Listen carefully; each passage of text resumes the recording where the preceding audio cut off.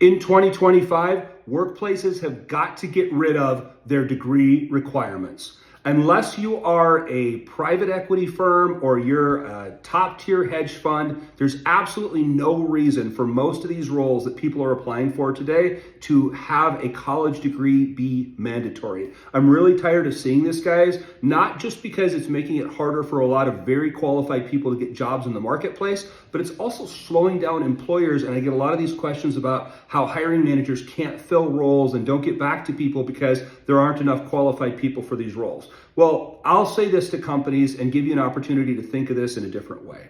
If I've got two candidates right now, and I've got one candidate with 4 years of college, so they've been learning theory for 4 years. They've been learning business or marketing or whatever discipline that they've been under, whatever vertical, and they've got 4 years of theory in a college, versus somebody that worked for somebody else and has 4 years of practical experience, of demonstrated sales or marketing ability, or whatever the business happens to be. This candidate over here with the 4 years of actual practical experience is actually worth much more to me as an employer, because they've already been in, out there doing it, versus somebody who's just been learning about it. Now, does that mean that people that go to college don't have a great platform to be able to apply for jobs? Of course not. But you have to look at the totality of what people are bringing to jobs when you're sitting down as an employer to try to decipher who you're going to hire.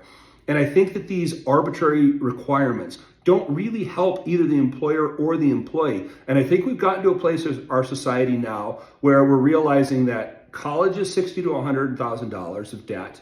And most people coming out of college are making $40,000 or $50,000, versus you've got people going to trade school for a year to a year and a half, coming out making much more than that, often in union jobs with union benefits.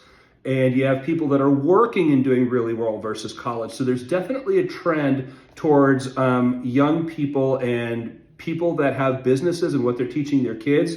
College is still entirely valuable. Education is always valuable to people. But in America, in 2025, is it more valuable than 4 years of practical work experience? I don't know anymore. And unless you're talking for a very high level role that might require it, I don't think that college is the propped up thing that has to be the bar for these companies to get like an entry level manager in, or a salesperson, a marketing person, a graphics designer, whatever it happens to be. If the person can clearly demonstrate through their knowledge in their interview that they're able to do the job, why do you have this arbitrary requirement in place? And I would really caution employers to think about moving away from this, because I'm seeing a big trend in all the companies that I've helped over the last couple of years, that employers that have moved away from this are able to fill roles much more quickly, and they're able to get people that have real world practical experience into jobs right away, which is much more valuable to employers. So I caution you to think about that very carefully going forward in the future. But I want to know what you guys think. Am I completely wrong here? Should we be holding college up as the bar that people need to have to get these entry-level management jobs